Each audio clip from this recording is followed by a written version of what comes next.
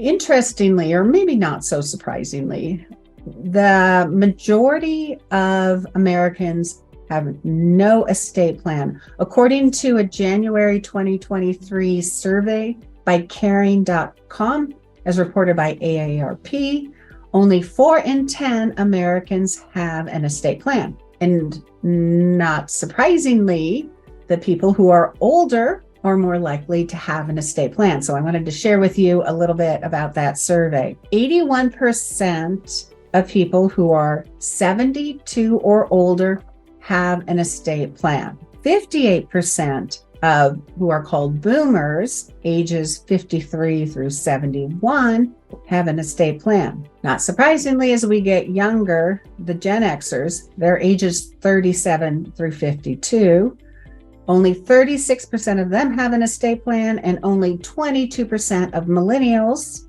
who are ages 18 through 36 have an estate plan. And you will not be tested on the definition of who's a millennial, who's a Gen Xer, et cetera. I am just going by the survey so that I know, who is considered what, because I always find that really confusing.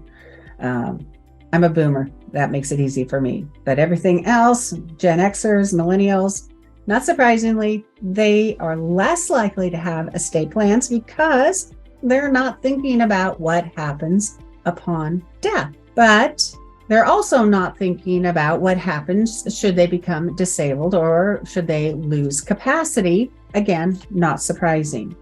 Yes, of course, disability, incapacity, inability to manage your own affairs is far more likely to happen as you get older, but it also happens to younger folks.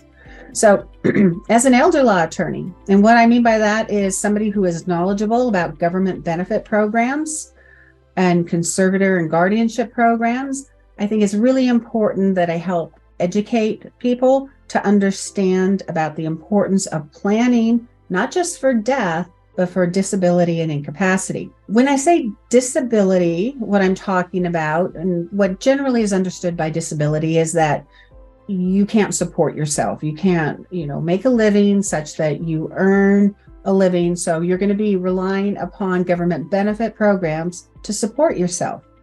Now, somebody who is disabled, that does not mean that they lack capacity. Capacity is a little bit different. Lack of capacity or incapacity means you can't manage your own affairs.